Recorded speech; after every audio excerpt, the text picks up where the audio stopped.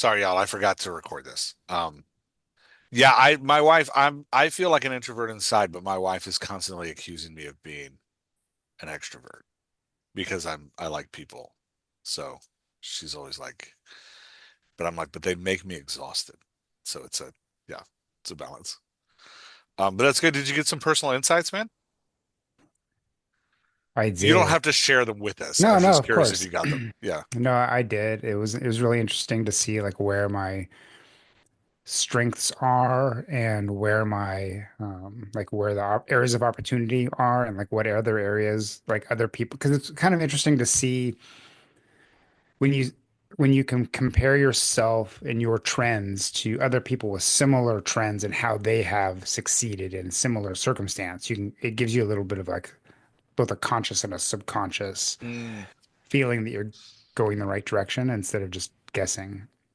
I'm a nice. 9 for anybody who follows the Enneagram, and it's very and I'm very indecisive. So like I'm always second guessing myself. So yeah. Yep. And Also, anyone who's also a not into the fantastic Enneagram, peacemaker. that's true. That's true. Yeah. And anyone who's not into the Enneagram, it's not like astrology. It's not like where you look up your numbers and it tells you what you are. It's like you tell them how you are and how you act and what you do, and it comes up and tells you what. So it reverses into it. It tells you sort of like what is the Briggs Myers-Briggs test? Myers-Briggs. Yeah. Yeah. So it's sort Yeah. of like you take a test or a variety of tests that and tell them how you would react in certain things, and it comes up with your number as a result, rather than saying, like, oh, what are the stars or what is the number? When were you born? Where were you? Like all that, and then saying, okay, this must be your personality. I'm like, no, Yeah. that's not me. It's really funny. But this one, yeah, it was interesting. That's awesome. Anybody else do that? Claire's, if you're not listening to Claire's podcast, it's What If for writers. Did I get that right? Yeah, yeah. Her Yeah. podcast was really good. Yeah, it's great. And she talks through the Enneagram. She talks through problems writers have and then talks through the Enneagram. And she's been on the Dialogue Doctor podcast twice now. I'm kind of trying to make her a regular returner kind of twice a year because I think she's really, really smart. I will say Um, that her podcast is not an Enneagram podcast, that mhm. it's just a podcast where it's conscious of the Enneagram. So like it is like this week, I think she talked about burnout Yeah. and right. Yeah, I'd And say she it's like does, Enneagram informed, maybe. yeah, yeah, that's a good Yeah. idea. Yeah. So she does go into talk a little bit about how different people within different Enneagram types might react in certain search situations, but it's not like, hey, today's Enneagram topic is this. It's more about how authors can str thrive and Hmm. survive and be the author they want to be. Yeah. That's awesome, man. I'm so jealous and excited you got to go to that. That's very cool. How's everybody else's writing going this week? Anybody got any like cool victories, wins? Yeah, Hmm. go for it, Danielle. Yes, I did. I did. I figured I was inspired to go ahead and after having spent like the last 2 months really doing some uh, editing, it was fun to just say, okay, now let's go and let's move forward. And I started new chapters. Actually, I had my second one, and so it's a nice exercise to say, let's just not dwell and it forces me also to have some discipline, to say Nice. to friends, no, I don't want to see you. I can speak to you on the phone, but I'm really committed, to spend time and yeah, because it takes time to have Mhm. friends, yeah, and see them. So I said this month I really want to focus, and it's nice. It's nice to see that making progress. Yeah. That's awesome. That's really great. Anybody else? Any big wins this week with writing? No? All right. That's cool. Yeah, I mean, I started, I don't know about this week. I mean, y yesterday was a little bit stressful and today a little bit recovery, but other than that, um, I did feel like I did pretty well the last, this last weekend. Nice. I'm, coming up. I'm still editing my book, so I've written a little bit of other things on the side. I've decided that when I get frustrated with the editing part, I'm just going to write something else because it doesn't Yeah. do any good to just get frustrated and not make any progress. It's not, and like, so if there's something else that I can make progress on, Hmm.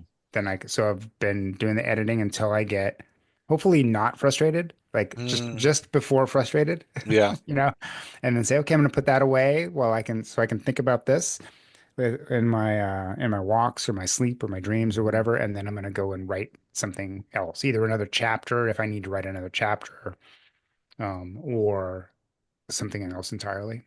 Yeah, yeah. It's been good. Yeah. That's great. I'm gonna pretend it's my win, but my cover artist finished my wraparound and back cover for my third short story collection. Ooh, nice. You like it? Oh, I really like it. Yeah, it came out That's great. cool. Can you show us? Do you have it? Yeah, yeah. Here, I'll give you the ability How to is that share. not a win for you? It's I like, was about to say that's huge, man. like if you won the lottery, it wouldn't be anything that you did. It would just be, but you would still be that I won the lottery, you Hmm. know? Right, right. This Okay, is let me just as good as see. that Yeah, seriously. Share. after taxes. I'm not a Zoom expert, I'll warn you. Can you see that? It's Nice. coming. Oh There it goes. yeah, that's Hey, that's great. great. I love Very the coloring. nice. Wow. Oh, it's like a wizard in the Matrix. Yeah, that's Yeah, very the cool. covers are kind of similar, whether it's modern fantasy, high fantasy, or sci-fi. Mm, But they just have like different like treatments to it. So this one, yeah, is a wizard with like vines. The sci-fi one is a robot with actual like Matrix looking screen flow around him. But yeah, they all look kind of like this, and this is what I have for kind of the branding for my short story collections. this is great, man. That's a I great love it. looking cover. Yeah, that's a huge win. Very nice. Yeah. Yeah, that's awesome. Now I It's figured out how appealing, to turn this it off. makes me want to read it. It's really appealing. Yeah. Well, I would love for you to read it. Yeah. When It's does it come tapped out? into Unlimited. You can freely and easily read it. Nice. Um, When does it come out? It's the word part is with the editor. So I finished the cover before the final edits. But she said she'd get back to me in a week and a half. So it'll be out probably something like the 20th or so, the third nice. one. Nice. That's great. Very cool. And I Um, put a link if anyone does want to check it out. yeah, drop it in the chat. Yeah. That's great. Drop it Oh, in the look. Slack too. Why did I put it to one person by mistake? How did that even happen? I don't know. Like I said, not a Slack or Not a a Zoom Zoom expert. expert. Yeah. There we go. That did it. Nice. Um, all right. Well, today we are doing a cast analysis of Nobody Wants This. Who's seen Nobody Wants This? Who hasn't seen it? Nice. All right. Thoughts? It's hysterical. I loved it. Nice. I Yeah. loved it. Yeah. Everyone keeps telling everyone has recommended this thing to me, and I haven't had time to watch it yet. But It'll go real fast, Roland. It It just goes, does. It flies by. yeah. yeah, my daughter told me today, "Have you watched it?" Or asked me, "Have you watched it?" I was like, "Yeah, it's like a whole series." She goes, "No, it's like." She goes, "But it's done. It's like a short series. Each episode, it's like more old-fashioned TV lengths, Hmm. and like half an hour or something like that each." So They're going to okay, have a second season, though. So, okay, But yeah, you string it all together, it's no longer than certain directors' movies. Yes, mhm. seriously. okay. Especially his director's cuts, which are really funny because I don't think anybody edits his original cuts. And then he's like, "This is my even longer." Yeah, it's yeah. I picked it because I figured we might after since yesterday was election day that we might all need like a fun breather for like, hey, let's do something fun and light. Um, so what I want to do is I want to walk you through um, how I do a cast analysis. We've done this before, but I think it's helpful. I do these before I write. Um, I do small versions of these before I write, not the whole version I'm going to do today, but when I'm going to edit a full book, I definitely do one of these while I edit. So as I'm editing, I kind of try to figure out the puzzle. Of the cast analysis. So we're going to talk about who the vehicles are. We're going to talk about how the vehicles are changing. We're going to talk about how they all relate to each other as engines, anchors, or hazards. So we're going to look at like kind of the picture of the cast. And then by looking at the picture of the cast, we're going to ask like, okay, when characters are playing these roles with each other, how does that impact our opinion of them or impact um our like feeling of their relationships or their change arcs or that kind of stuff. Like so just by looking at like, okay, because this character and this character interact this way, how does that shape how we feel about them? Um Anybody got a favorite character? I like the brother. Yeah, the Sasha. The Yeah. the brother who I find he has a nice arc where at the beginning you just dismiss him and then at the end you say, "Why he's not that crazy." Yeah. Yeah, he's got a nice change arc. Yeah, Yeah. that's yeah, I'm always a fan of like, the goofy sidekick. I always like them. Yeah. Anybody else? Any other characters stand out to anybody? I like Tova, Tova? Which one's Tova? the mother. Yeah, Yeah. okay. Yeah. Yeah, Every mother is Tova. No. yeah, yeah. Yeah, she's a great character too. I really firm, like really strong voice for her, which was cool. I mean, Yeah. it's practically a cop out, but I'm going to go with Joanne. I have Joanne's loved Kristen fantastic. Bell in so many shows already, and she really was at her best in this one too. Yeah, I felt like the part really kind of rings with like, hey, this is what she does really well. Like it was really good. Yeah, Yeah. for sure. I also liked all of the kind of Jewish cultural references because the area where I grew up was a lot like that. And so I found it interesting because that's not something that they tackle very often on TV. Mhm.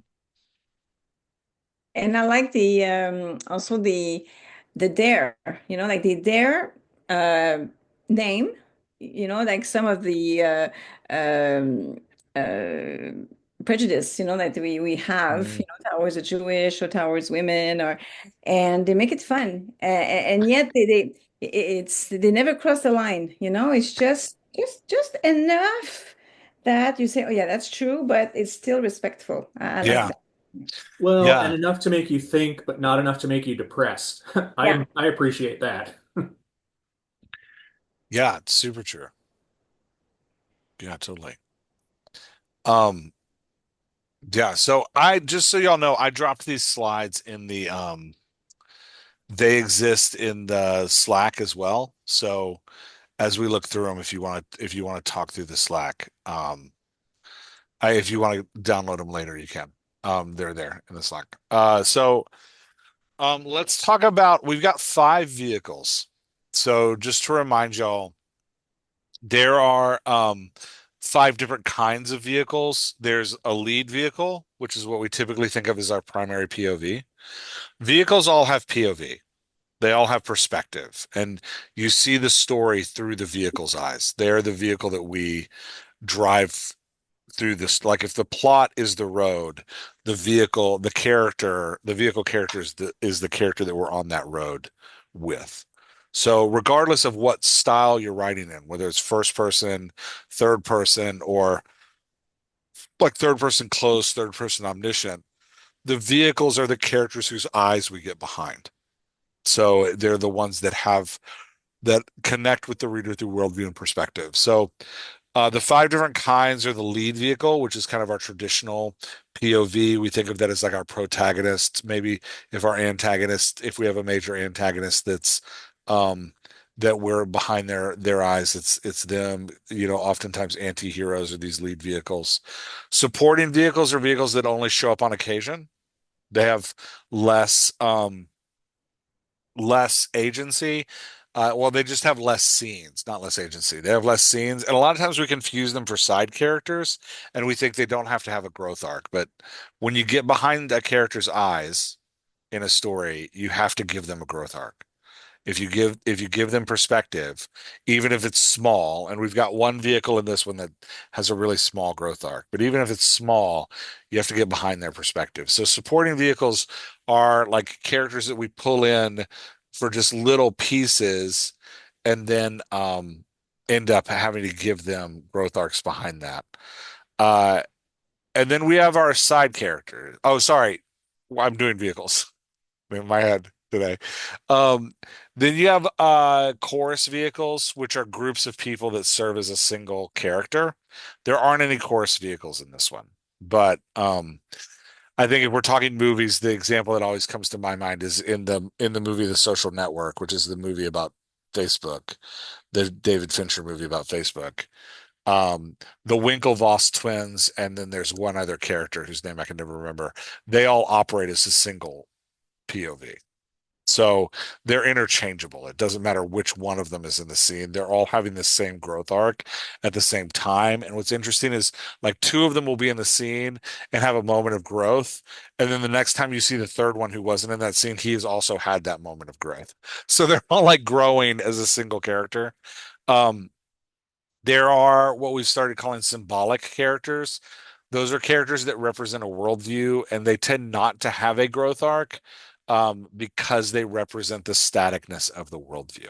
Um, they're they're always paired with lots of supporting vehicles because we watch the supporting vehicles change around them. They're kind of the rock in the river that refuses to move because they represent a worldview, usually that the reader really likes. And then we have the last one is the third party vehicle. The third party vehicle is the vehicle that like stands above the story and tells the story. It's an omniscient narrator. So, um, Good Omens by Neil Gaiman and Terry Pratchett has a third party vehicle. The Book Thief by Mark Zuckas, Death is the third party vehicle. Um, I'm trying to think of others. Hitchhiker's Guide to the Galaxy has a third party vehicle. It's a character that's sometimes even not named, but is telling the story to the reader and has a perspective. So often that character has some kind of growth through the story or has already grown from the story and is speaking from a position of maturity. A lot of Elizabeth Gilbert books work that way. Her third party vehicle has already grown and is telling you the story from the perspective of maturity, usually a story about herself, like the character's talking about. The third party vehicle is also the lead vehicle in the story, but at a younger age. So it's like an older version of herself telling the story of her youth. Um, anyway, those are the five different types of vehicles. In this story, we have two lead vehicles and three supporting vehicles. So we have two vehicles that like are kind of our traditional vehicle that kind of dominate the story. And then we've got three vehicles that have growth arcs and we're in their perspective.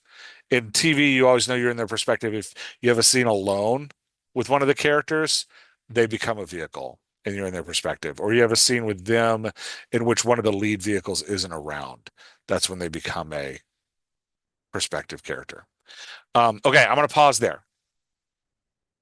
These are our three supporting vehicles. We'll talk about these in more um, detail, but these are our three supporting vehicles.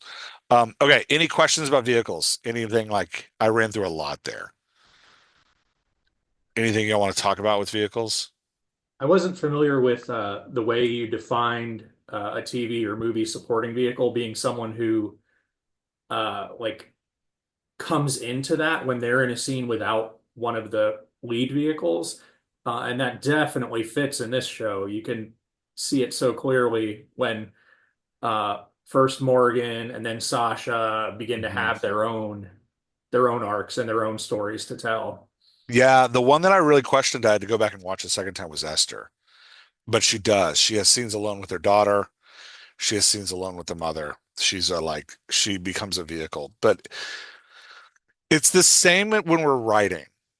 So when we're writing, if you suddenly find yourself in a scene and the lead vehicles have disappeared and you're in, even if you're writing like third person omniscient and you're not like third person close where you know whose perspective you're in. You're writing that like bigger over top of the story.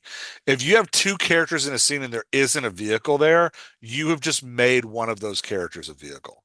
And you have to figure out which one you just made a vehicle. Whichever one you want the reader connecting to or you want the reader's eyes behind, which is why, like, a lot of times when I'm editing with writers, I'll be like, hey, we have this one scene where you've got this perspective for one scene. Happens a lot in thrillers where like the villain opens up the scene. I'm like, you just need to know that that character now has to have some kind of growth or change because you put us in their eyes. You put us behind their head. So they have to have some kind of arc. Um, when you do that and you don't now you can kind of get away with it in a prologue like there are ways. I'm saying you have to. There are no rules. There are just expectations. But when we get behind a character's eyes as a reader, we have an expectation that that character is going to go on a journey and we're going to be in that journey no matter how small it is. So even if it's a small journey. Does that apply even for like a one-dimensional hazard? Like I'm thinking about the movie Kick-Ass, for example. And the dad of Red Mist has some scenes without the sun or any of the other vehicles, but doesn't, but seems to be like a one-dimensional hazard that's just there to be in the way of Mindy and Kick-Ass. He probably is a supporting vehicle that has small change but can still, and we'll see in a second, vehicles can serve as hazards to each other, and vehicles don't have to interact. So you can have stories where there's like a vehicle kind of off by themselves, just doing their own thing. Um, that's not advisable, but it is common. And it happens a lot when, especially in like longer storytelling. I'm trying to think of a solid example in Game of Thrones because I know it happens in Game of Thrones several times. Oh, there's a Well, that's got guy. like 94 vehicles, It does. so It has like 5,000 vehicles. There's a guy, there's one of the guys from the Iron Islands. This didn't make the show. It's in the book. One of the guys from the Iron Islands gets on a boat to travel to go see Danny Targaryen with a like fire priest. And he's just like, they flash back to him for like two scenes. He's just kind of in the water by himself. He's not interacting with anyone else. He's just alone. And because he hasn't written the last couple books, the guy never makes it to Danny's Targaryens. He's like, we just leave him in the water. But we're in his eyes. So he's a supporting vehicle all of a sudden. You give him, and he has to have some kind of small arc that like at least that some kind of change to make his journey compelling. If they don't have change, the question is like, do you actually need them? And my argument is no. You either need to give a vehicle some kind of change or you need to figure out strategically how to rewrite that scene so you have a vehicle in it and it makes sense. Um, yeah. Any other questions about vehicles, how they work? Okay, let's break these down. So we've got our two lead vehicles, super common for romance, where you have the couple as your two lead vehicles. We got Rabbi Noah at the start of the story. He's charming, loyal, thoughtful, and trapped. These are my words, by the way. Like, if you were to analyze this story on your own, you might use different. And I'm doing this in our dialogue, Doctor style, where we're like, hey, 3 to 4 adjectives per character. No more than that. Smaller vehicles need less words. And then you're going to try to like target how they're changing by changing like one of the personality traits that they have from the start to the end. So this is not something that like if you sat down with the screenplay writer, he'd be like, "Oh yeah, that's exactly how I planned it." This is my post analysis of a story that's finished. And if you were to do this on your own, you might come up with something a little bit different, right? Like this is how I saw it and experienced it. I think you'd be really, really like what I mean by something different is you'd come up with different words. I don't think you'd come up with different lead vehicles. These are clearly the two lead vehicles. So yeah, Rabbi Noah, he's charming, loyal, thoughtful, and trapped at the start of the story. At the end of the story, he's still charming, he's still loyal, he's still very thoughtful, but he's growing into risk taking. So we can see in his growth arc, we have a best version and worst version of Noah. The worst version of Noah is kind of trapped in this life that he doesn't want. He's stuck in this by the his loyalty is causing him to be kind of stuck in these traditions and expectations of his community. Um, as the best version of Noah is still able to hold on to that loyalty to his community, but is also able to take risks and stretch himself a little bit.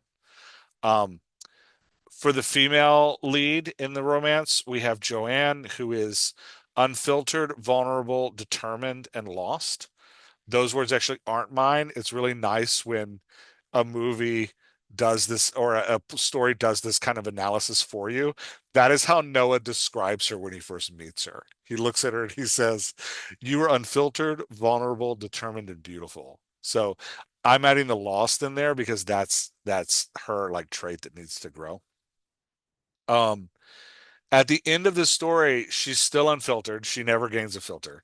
She's still vulnerable, which is part of what makes her connecting. She's still very determined, but she has a purpose by the end. And the story of Joanne is kind of the story of somebody looking for a purpose or mission in life and being a part of, if we were to talk about them in the three-story method style, for both of them, their initial want is a relationship, right? There, and you do when you're doing like you've heard JP say, like, hey, you do a three-story method for the whole story. Um, that usually centers on your lead vehicles. Supporting vehicles may start to kind of like move out of it, I've found, but definitely your lead vehicles share a single three-story, not three-story method. Oh my gosh, story hypothesis. Oh my gosh. JP, if he listens to this, is gonna kill me. So they share a single story hypothesis. Man, please don't tell JP I did that. Um, I'm sorry, JP. So it's What's in late. it for us? It's 9 o'clock. I'm so tired. It was a big night last night. So story. I almost did it again. Story hypothesis for the two characters. Their initial want is a relationship. They're both coming out of. Joanne is talking about how she wants a stable relationship. She wants a like not messy guy. And Noah is immediately in his first scene, he breaks up with his long-term girlfriend. So they're both their initial want is a relationship. Their developing need is understanding. They come like as the story progresses, they gain deeper understanding of each other's lives. And then their true want at the end of the story, I would say, is identity. They both find themselves in this new identity that they have. Uh, Noah recommitting to his loyalty, and Joanne really digging into this new version of herself. So there's a commitment to that drive. That sorry, that identity they both find. So when you're thinking your story hypothesis, I find it easier to find when you if you have a multi-vehicle story like we're talking about here, it's easier to find with your lead vehicles. Um, okay, for those who have seen it, anybody push back on any of the lead vehicle, any words you'd change or be like, I'd probably use this word. Any way you think they're growing that I might be missing with my like trapped to risk taking, lost to purposeful? No, I nailed it. Nice. Awesome. I don't think we've ever done one of these where I've nailed it like that before. Um, and I'm moving on before somebody stops me. All right, so we got three supporting vehicles: Morgan, Sasha, and Esther. Um, Esther's the one that I questioned because she has the least amount of scenes. And you'll see when we look at the cast breakdown on the chart at the end, you can tell how big a vehicle a character is by how many other characters they interact with. That's one of the like tricks to doing this system is you can be like, oh, although this character is huge in my mind, I'm not the reader may not pick up on them because they don't have a ton of interaction with other characters. So just that's just this, we'll get to that at the end. But so we've got Morgan at the start, Joanne's sister. She is quirky. She's also unfiltered, which cause her and Joanne to clash in their voices because they rub up against each other some. And Joanne's determinedness clashes with her quirkiness. And she is helpless at the beginning. In fact, there's the opening scene is about Joanne questioning her choice to get money out of an ATM, and then somebody calls like minutes later in the scene, somebody calls about their podcast to like, hey, let's make a deal over a podcast. And Joanne says like, oh, or they ask like, oh, is Morgan there? Does she even need to be here to talk about this? And Joanne looks at Morgan questioningly, is like, yeah, she needs to be here, with a clear tone of like, no, she does not. So there's this like helpless Morgan is just kind of along for the ride. As the story progresses, she never stops being quirky. She's always quirky. She never stops being unfiltered. She's always unfiltered, but she gains agency as it goes through. And she actually starts taking on responsibility for herself as she grows and changes. Um, Sasha is Rabbi Noah's brother. Sasha is goofy, loyal, and helpless as well. He's kind of thought of as like the buffoon of the family at the beginning. They make a big deal that he works for his father, but he doesn't actually know what his job is, and his dad isn't real sure what he does at all. So there's like a I'm just hanging out here. As he grows at the end of the story, he's goofy, loyal, and he starts taking some ownership of things. Um, Esther is Sasha's wife. She is, at the beginning of the story, aggressive, determined, and unchanging. She's very much focused on everything staying how it is. By the end of the story, she's aggressive, determined, and open, specifically with a like side narrative with her daughter. Now, supporting vehicles often have what we call subplots. So connecting this to like other styles of analyzing a story, if we're analyzing, this is kind of analyzing a story from the perspective of character, right? Which is what we do at the Dialogue Doctor. We're like, hey, let's look at your characters and figure out how they work together. You can also analyze a story from the perspective of theme. You can analyze the story from the perspective of plot. And so, like, analyze the story. I've talked to a couple writers about this. You can think of like when we're zooming out from our story and looking at it, looking down at the whole picture, you kind of have five circles that interact with each other. You have character growth, you have characterization and character attributes, character voice. You have plot, you have setting, and then you have theme. And these all kind of work intertwined with each other. They all influence each other in different ways. For example, setting can really be used to emphasize character growth or to emphasize plot. Setting can complement or contrast characterization, right? Like character growth and characterization are kind of married to each other because you show character growth through characterization, through the modulation of voice. The modulation of voice depends on the growth of the character. So they're kind of like married to each other, and they both deeply relate to the plot because ideally your plot sets up the desire for them to run together. Theme is what's kind of birthed out of all of the other four, right? Like the theme is that general sense of things that the reader gets from the story. So you have to like birth that theme out of all four. So this has nothing to do with now I'm just rambling. It's got nothing to do with nobody wants this, but just so as you're thinking about the bigger pictures of story, thinking about those kind of five aspects of it, how they connect. What I love about where I find that tool helpful, that thinking of that perspective as a tool, where I find it helpful is when I'm starting to write a story, I find I need at least one of those five to be really strong to get into the other ones. I either need to know my themes, I need to know my growth arcs, I need to have a really good sense of the characters, I need to know my plot, or I need to know my setting. I can't write without all five of them, but I usually have to find one to start from. When we coach with the Dialogue Doctor, we coach you to start with character growth and characterization because that's like our bread and butter. But it doesn't mean you can't start with setting or start with plot or start with theme. You can back your way into character growth and characterization, but you have to back into it. You can't ignore it, but you can back into it if you want to. Um, so that's a big side note. So it helps when I'm starting a story to be like, one of these has to be really strong for this story to actually work. I have to know like where I'm, and from that one I can build the others. Does that make sense? Oftentimes when I'm editing a story, is it working? It's because one of those five things is broken.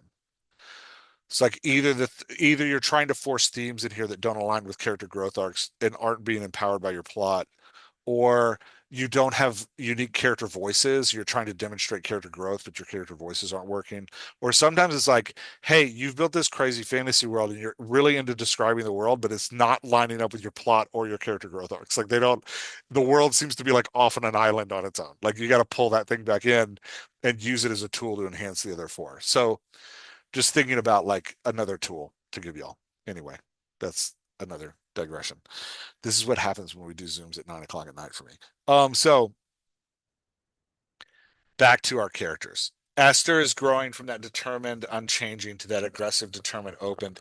We really see this growth modulation and how she talks to and deals with her daughter.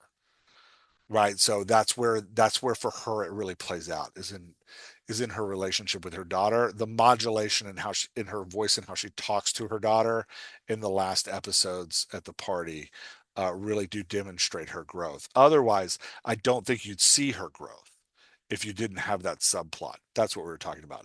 So you know you have a supporting vehicle when you start building a subplot off of them.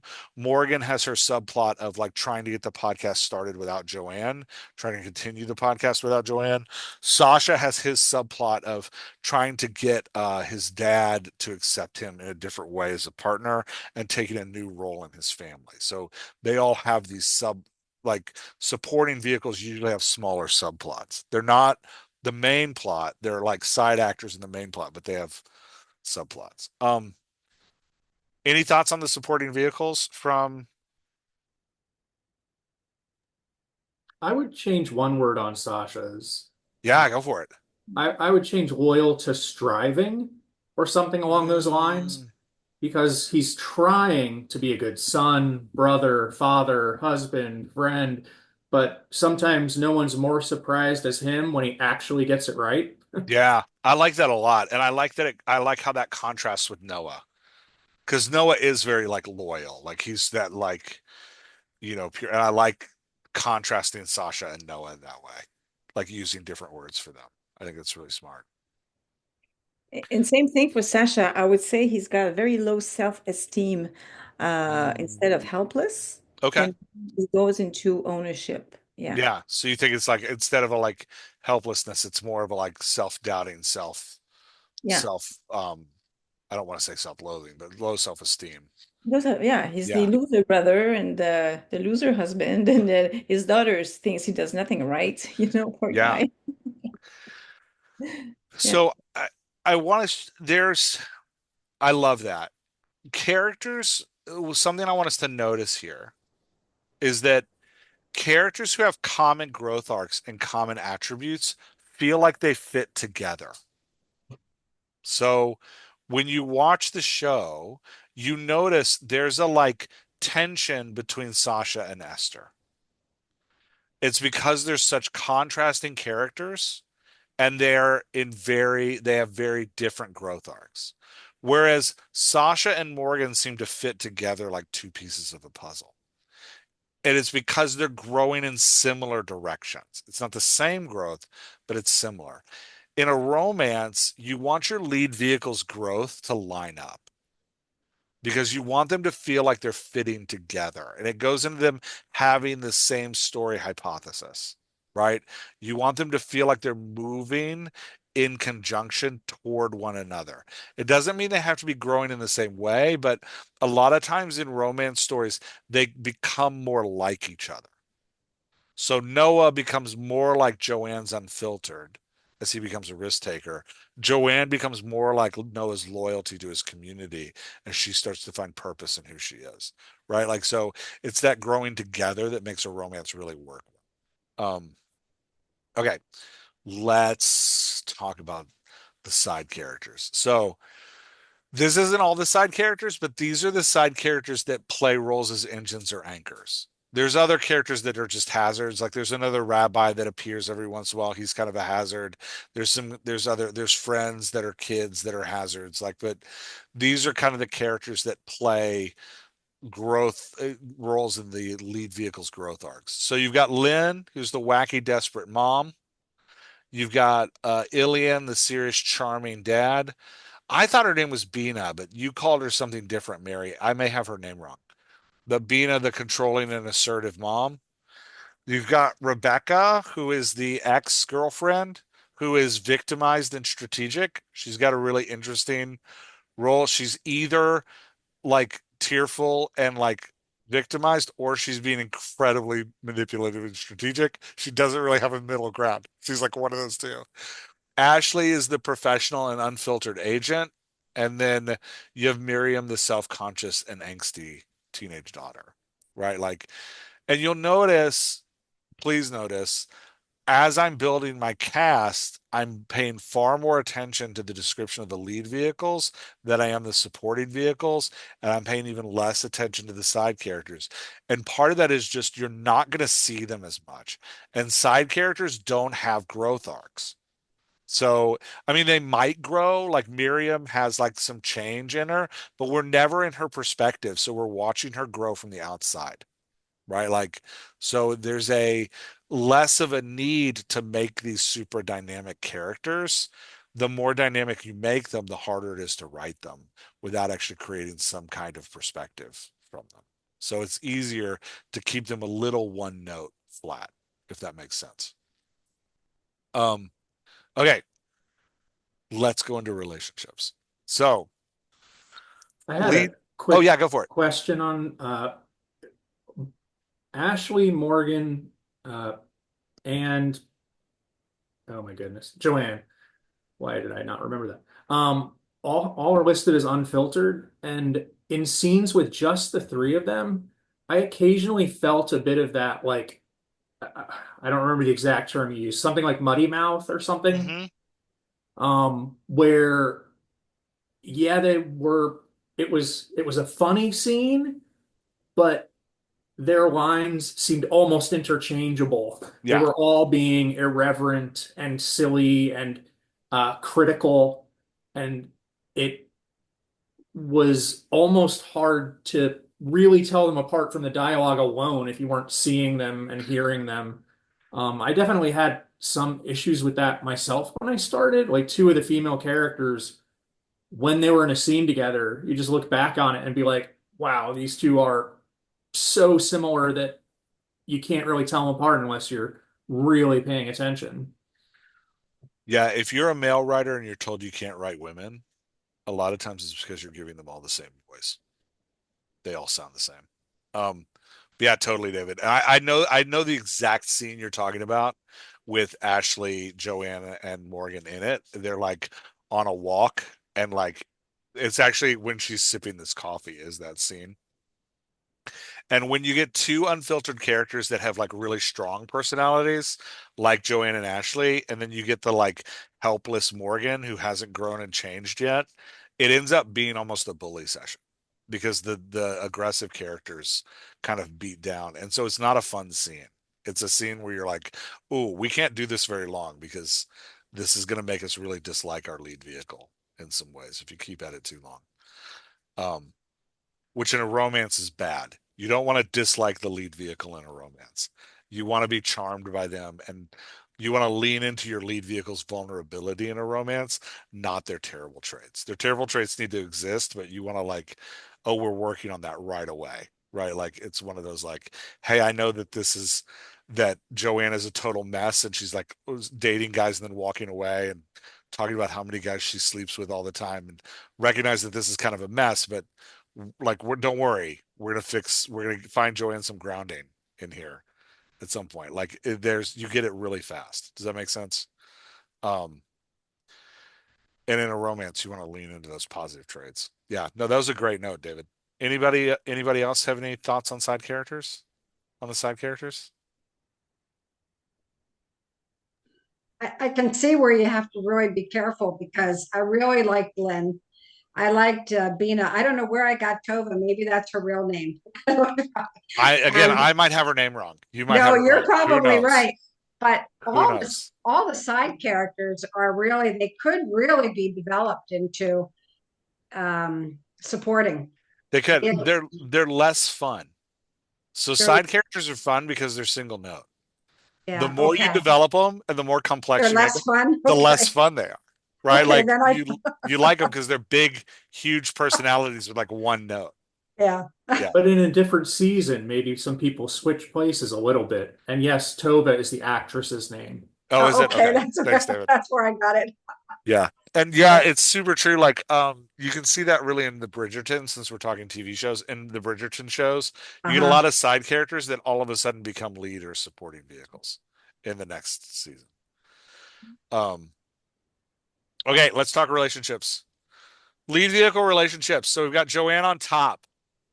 4 engines for Joanne. So engines again are characters that encourage positive growth. They the easiest kind of engines to spot are engines that pull. They're engines that she wants to look more like.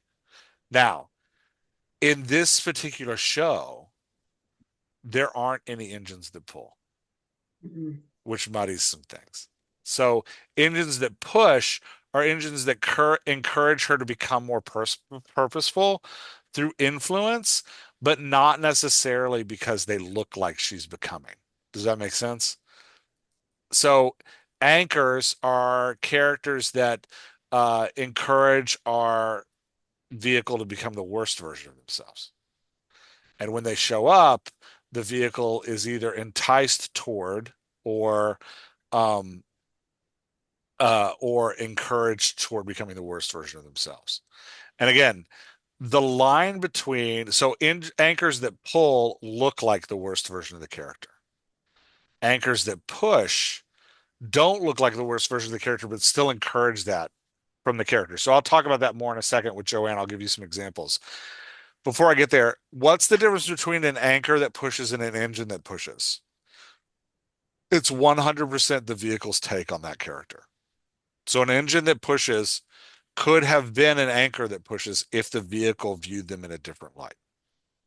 Does that make sense? Mhm. So, and I'll give you some examples of that again in a second as we talk through their examples.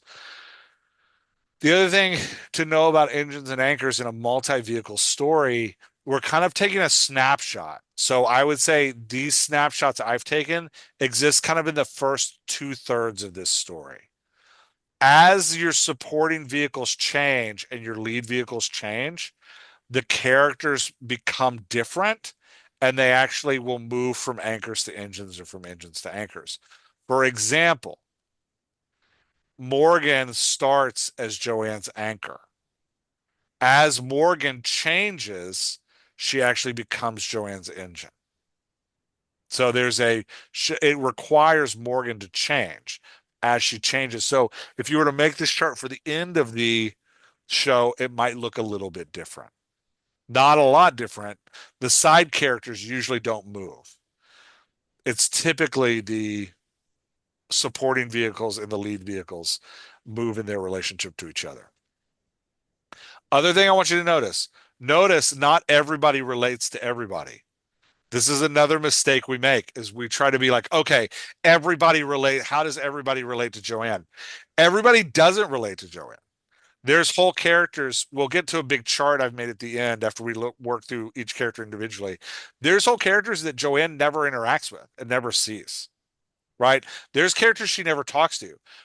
Or there's characters she talks to that don't seem to have any kind of impact on her growth, positive and negative. For example, she's in several scenes with Sasha. Her and Sasha never have a meaningful moment where Sasha tries to influence her one way or another. Therefore, Sasha is actually a hazard to Joanne, not an engine or an anchor. Does that make sense? You have to have meaningful interaction with characters in that encourage a vehicle to go one direction or another, for them to be engines or anchors. If they're not having that meaningful interaction, they're probably just hazards. Big personalities that make our character make choices. That's how Sasha operates for Joanne. All right, so let's do examples as we work through, and hopefully you'll start to get the feel for this a little bit. So Joanne has 4 engines and 3 anchors, which means she's weighted towards success. And we feel that from the beginning of the story. We're like, Joanne really has the ability to succeed here if she doesn't get in her own way. If she doesn't choose to go wrong, things will probably go right. So her mom is an engine. Her mom encourages her toward purposefulness and toward meaningful relationship. Rabbi Noah is an engine. When Joanne is around Rabbi Noah, she's the best version of herself. Bina is an engine that pushes. Joanne sees Bina as a challenge that she is delighted to overcome. There's a delight in Joanne's desire to be what Bina wants her to be, which is the best version of herself. Ashley is definitely an engine for Joanne. In fact, I would say the only reason Ashley exists in the show is to balance out Morgan as Joanne's anchor. Because if you didn't have Ashley, every time Joanne and Morgan got together, it would be really tough. Um, so those are Joanne's engines, encouraging her the positive version of herself. Joanne's anchors. Morgan is an anchor. She's an anchor that pulls. She is as lost, but just in a different way as Joanne is. So Morgan is kind of lost in agency, whereas Joanne is lost in purpose, but they're both missing this component from their life. So she's an anchor that pulls. And again, this movie, one of the reasons I picked this is because if you go back and watch the first episode, they just literally spell this out. Morgan just literally says, "You're not allowed to get into a good relationship because then we won't be able to do our podcast anymore about two lost and hapless girls," right? Like she just literally says it to the vehicle. You can't change because if you change, I'll be left over here by myself. Rebecca is an interesting one for Joanne. I almost didn't put her in there, but really the idea of her makes Joanne push away from her purposefulness and doubt herself and drive toward that anchor side. So Rebecca is kind of represented in a box that exists in Noah's house, and an idea that keeps coming up she's kind of an ideal that Joanne can't live up to. So there's an anchor there. Esther is a definite anchor for Joanne. Esther is a hard anchor that pushes. She wants Joanne to fail. And if Joanne were to give in to Esther, she would fail. So uh, Joanne has to overcome Esther to become the best version of herself. The difference between Esther and Bina is Joanne's perspective on Esther and Bina. Joanne kind of delights in Bina and sees Bina as a challenge, where she sees Esther as an obstacle and a barrier. Esther is demotivating, where Bina is motivating. That's the difference between an anchor and an engine. An engine motivates toward positive change. An An engine motivates toward positive change. An anchor demotivates positive change. Um, all right, Noah. Noah has more anchors than engines. And it gives you the sense in the show that he's got a harder road. He might not succeed. And I would say actually at the end of the show, his success is kind of compromised. He doesn't really fully succeed at the end of the show. Um, so he does take a risk, but it's not in the direction you think. So his dad is an engine, encouraging him to take risks. Joanne is definitely the strongest engine in his story, and Sasha is an engine for Noah. Note that we like Noah and Sasha's relationship. We struggle with Joanne and Morgan's relationship. It's because Noah and Sasha are engines to each other. We like characters that are engines to each other. Characters who are anchors to each other feel combative. Morgan and Joanne feel combative, right? Like it's that. Morgan's anchors, Rebecca, Lynn, the mother, and Bina, the mother, because they call Noah back to his like trapped in the expectations around himself. And then Esther lives as a anchor to Noah. Often if a character is an anchor to everybody, they feel like a villain even if they're not. Esther isn't a villain in the story, but she feels like the villain because she's an anchor to everybody. Supporting vehicle relationships. Notice supporting vehicles often have less relationships than your lead vehicles do. Supporting vehicles, Morgan has one anchor, Joanne. Joanne, until they both start to change, and by the end of the story, they flip again into engines for each other, but they both have to start to change to have that relationship. At the beginning of the story, Joanne consistently reminds Morgan that she's not enough, that she can't do this without her, that she's going to fail. Um, Morgan's engines are Ashley and Lynn and Sasha. And again, Lynn and Sasha become these lovable characters that we want to be with because you'll notice Lynn and Sasha are almost never anchors. They're always engines. Characters that are engines we absolutely love. They feel great when we encounter them. Sasha's engines, Morgan, Noah, and Miriam all encourage Sasha to be the best version of himself, to put down that kind of self-doubt and pick up that ownership. Sasha's anchors, his dad, his mom, and Esther, all remind him of the place that he's supposed to be serving, supposed to be his expected behavior in the family. Again, notice that Esther's showing up on everybody's anchor side, so she feels like a villain. Sasha shows up on everybody's engine side. He feels like a hero. Um, Morgan and Sasha being engines to each other, as you're watching the story, you're like, why don't these two get together? Why is Sasha with Esther when he could be with Morgan? It's because they're engines to each other. You feel good when they're together. They make each other feel the best of themselves. So you can start manipulating this as a tool in two different ways. One way is in your planning, right? If you're a plotter or a planner, as you're laying out your cast and you want like characters that are attracted to each other, make sure they encourage the best in one another. And that'll pull them together. If you want a character to have an affair, the person they're having the affair with, if you want the affair to feel inevitable, the person they're having the affair with has to be an engine. That person has to encourage the best version of them, which is why a lot of times in the like trope of our writing, you'll see, especially affair driven stories, you'll see the couple like Sasha and Esther who have fallen into old ruts and who make each other the worst version of themselves. And then suddenly another character appears who's an engine. And now we have a relationship that is in contrast to the relationship that's falling apart. So you can start using these to manipulate your plotting or your plot. If scenes aren't working, the other end of this is when you're editing. If a scene isn't working, examining your cast and being like, who's here? Why is this not working? It might be because I have the wrong characters here, or because I've got an anchor that at this moment I'm trying to use as an engine. I'm trying to use Joanne to encourage Morgan, but that's not how these two characters work. So it feels weird and awkward when it happens. Does that make sense?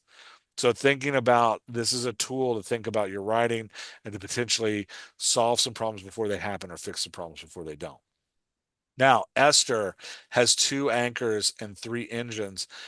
As you watch the show, because she has more engines than anchors, her growth feels inevitable, right? It feels like, oh, this is destined to happen. She's going to become better.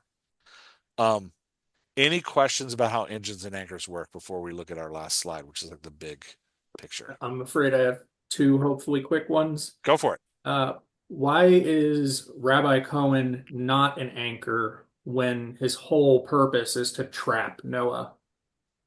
The truth is because I forgot he was a character until after I made the slides. Um, he totally could be added as an anchor on here. And he would be an anchor that only Noah interacts with. Nobody else interacts with him. I kind of listed him as a hazard just because I forgot to put him on the slides. And my other question is it bad if your vehicle is all engine? Yeah, so if your vehicle's all engine, the story's going to feel inevitable. Like, oh, change is super possible and there's no tension here. So when you're thinking about engines and anchors as a dial, right? Like you or like a scale, right? Anchors make negative growth feel inevitable. Engines make positive growth feel inevitable. So if you want your story to be a giant heroic climb from the depths to the heights, your character needs to be surrounded almost entirely by anchors. And then all of a sudden their growth arc feels like, oh my gosh, they would never be able to do this. This is an impossible growth arc. She has plenty of anchors on her. I'm saying that to everyone else, she's an engine. Oh, that's a character we love. Okay. Yeah. I think it syncs up with like how you have Sasha in Yeah, here. that's how we have Sasha. We love Sasha, right? Like when I ask you guys at the beginning who your favorite character is, everybody's like, I love Sasha. And it's he's that big personality that is an engine to everybody.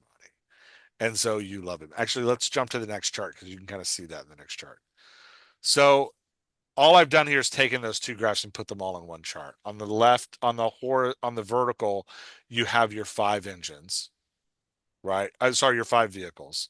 You have Noah and Joanne as your lead vehicles and your supporting vehicles. And then up here you have the cast and how they all relate to each other.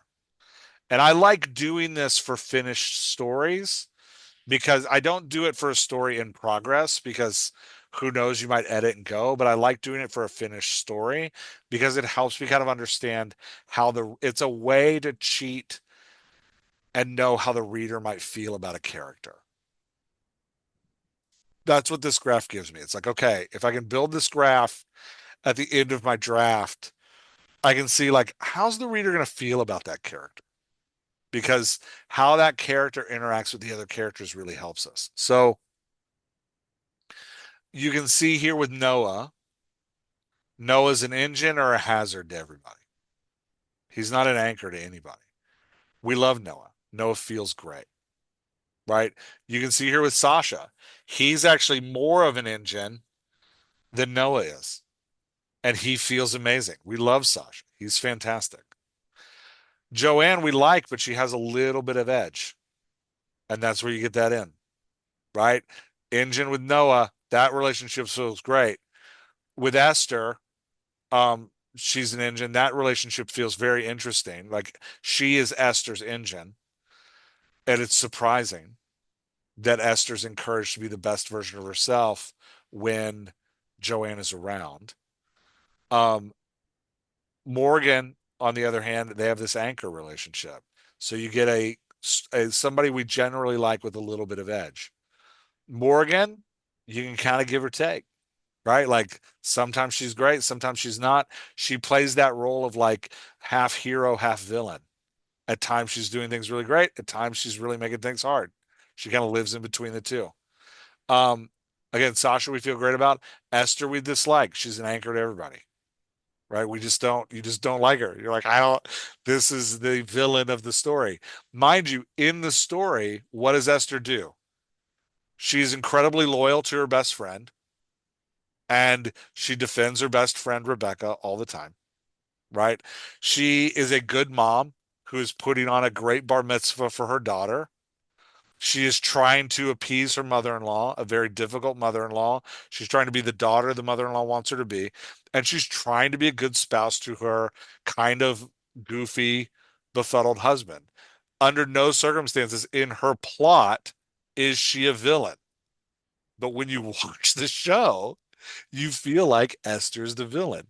It's because she's an anchor to her. It doesn't matter what she's doing. It matters the relationships they have with each other. Does that make sense? Lynn, again, pretty positive with a little bit of an edge. Elon, pretty neutral character. Bina, pretty negative, but there's a little bit of hope there at times. Rebecca feels like a villain in the story. She's sitting on the outside, always feels like a villain. Ashley, she's a good character. You don't have any complaints about Ashley. You don't really care about her. Notice she only exists in a very small space in the story. She's mostly blacked out in relationships. She's only got relationships with two of the vehicles. So she's very limited, which means we're probably going to forget about her. If we were to put Rabbi Cohen in here, who I did honestly forget about, he'd be all black except for a red with Noah. That's the only relationship he'd have. And so again, you forget characters that don't show up a lot on your final chart. You tend to forget about. You tend to be like, oh, they're not around.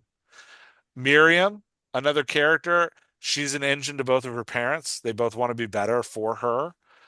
She's kind of a hazard to Joanne. Joanne interacts with her some. They actually have a scene together with just the two of them. So she kind of forces Joanne to make a decision, but doesn't have a meaningful influence on Joanne one way or the other. She becomes like kind of a tool for Joanne to figure out how to operate. But again, pretty forgettable character. You might not list her as a side character if you're just listing them off the top of your head. She's one that you might be like, I don't remember. It's because she's not interacting with all of the vehicles, right? Like you're highly unlikely to forget Bina or to forget Ilion because they're interacting with a ton of vehicles. Whereas these two, you're probably going to forget. Does that make sense? So there's some conclusions you can draw from the chart as you start to build it that helps you. It's one of those tools we can use to try to get out of our own eyes and see our story as our reader is going to see it. We know our reader is going to feel differently about we know we're too ingrained in the story to really see what it is. We're too in the characters, we're too in the plot, we're too into the making sure the mechanics work. So when we edit, we got to pull out of that understanding. A chart like this is one way to rip us out of that understanding and be like, okay, I can get a different perspective on my story if I learn to read a chart like this. And I learn to kind of get a feel for it. Yeah, any insights, questions, thoughts, pushback on any of this where you're like, no, that's wrong. Great. Thanks, Mary. We're gonna leave it there. I'm just kidding. David, what were you gonna say? My biggest takeaway is that I need to do this for my side characters. I was really focused on my vehicle when I went through this part of the process, and seeing it laid out in more big picture like this, I think is going to be super helpful. If you have what I like doing about it while I'm writing is as I build a side character, because a lot of times side characters get built while you're drafting, right? You'll be drafting, you'll be like, oh, I kind of like this character. I kind of like their voice. I'm going to bring them back later. As I'm doing that, I like to keep this kind of chart because it reminds me, like, that's right. I wrote this side character as an engine to Noah. So when I need, I'll come to like a moment of like, man, I need this reflection to feel more poignant. I needed to feel more intimate. I needed to feel more like a real positive moment of health. What engines do I have that I haven't brought into the story in a bit? What engine can I grab and suddenly like run into my lead vehicle and have a moment of like positive reflection? Or if it's like I'm trying to write this conflict scene and it is not working. There's just not enough tension. There's not enough. Something's wrong. There's not enough. I'll be like, what anchors can I grab and throw into this scene? Who can my vehicle suddenly run into and be tempted to the dark side with, right? Like, who's going to do that for me? So I think there's a way, especially if you're writing a big multi-vehicle story, this is super helpful. With a single vehicle story, this is less helpful because you kind of can keep all of it in your head usually. But with a multi-vehicle story, they start to get mixed up. It helps me to have to just keep a chart like this going. Yeah. Any other thoughts? And I will say I don't have to build these charts anymore. I just keep these in my head now. I've been doing this long enough that they all just kind of exist in my brain. I'm editing a full novel right now, and it's all in my head. I can tell you who the anchors and engines are. Just it's just up there. I thought you were saying every single time you watch a movie or TV show, this grid just poof, you've got it all mastered in your head immediately. It's not immediate, but you do start to build it. It's a little like, there are certain tools I think that once you start using them a lot, they just start to kind of you almost can't get away from them and they can ruin story for you sometimes. Like I remember the first time I read Save the Cat, I was like, damn it, movies are dead for me forever. Because I remember I read it and I was like, now I know exactly what's happening in every movie ever. But I find that this tool helps me in that way too. It's one of those tools where I'm like, oh, now that I understand how to use it, once I see a character, like when I was watching this show, in the opening scene, Morgan and Joanne literally call each other anchors. They're like, you don't want me to be this. And she's like, you don't want me to be this. And I'm like, oh, so this is going to be a subplot. The two of them fighting with each other about change is going to be a subplot, right? The first time we see Esther, she's yelling at Noah about what did you do to my best friend?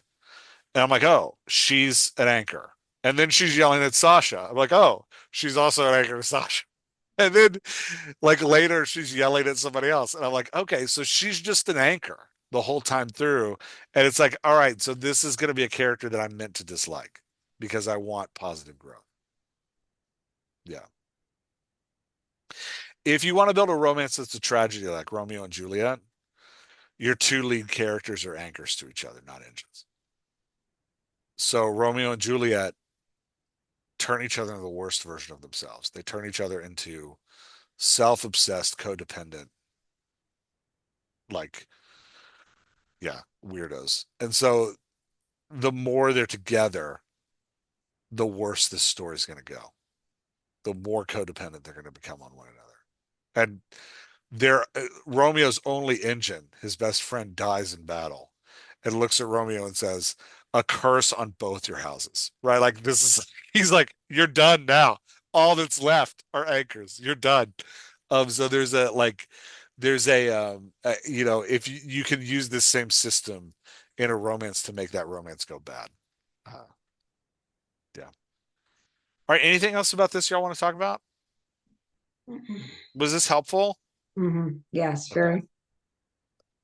I gotta find my stop share button. Good. I'm glad. I hope it gave you some things to think about. Lots to think about, Yeah. Yeah. as always. Yeah. With a single point of view, because like I know I have a lot of, it's a big, big, big family, and it can be easy to kind of mm, not have them as defined, you know, as Mhm. the characters in Nobody Wants This, which is the marvel of it, because they all are interesting characters on their own. Yeah, such strong voices too. It's Yeah. really well written. Yeah.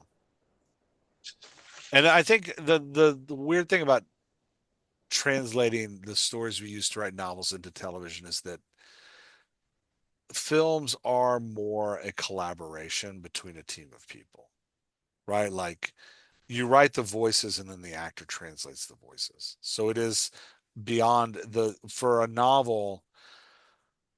Well, Robert McKee said this, that like the beauty of writing novels is that more than any other medium, you as the author have a direct access to the reader.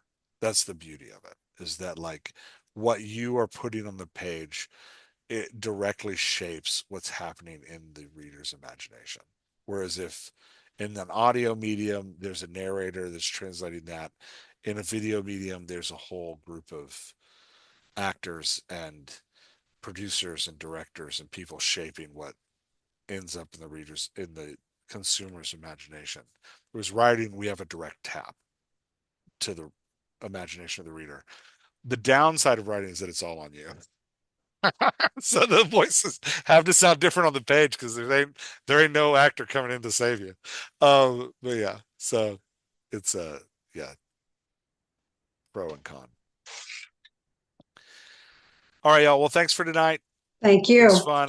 I'll drop again. You. I dropped the link to the slides in the Zoom channel in the Slack, and I'll drop the recording later Thank you. tonight. Thank you Look so forward to much. watching the It's show and seeing. Yeah, you'll have to tell us Yeah. if we got anything wrong. If you're like no, this is also a vehicle. Yeah. bye bye. Bye, y'all. Thank you so Night, much. everybody. Bye. Bye. Bye.